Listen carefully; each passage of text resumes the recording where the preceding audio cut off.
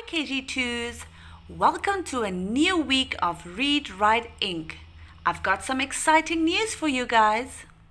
On Sunday, you will start a new sound. Open the PowerPoint that I've attached to this email and learn your new sound, ire.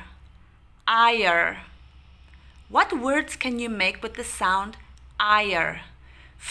Ire, fire. Ire, wire.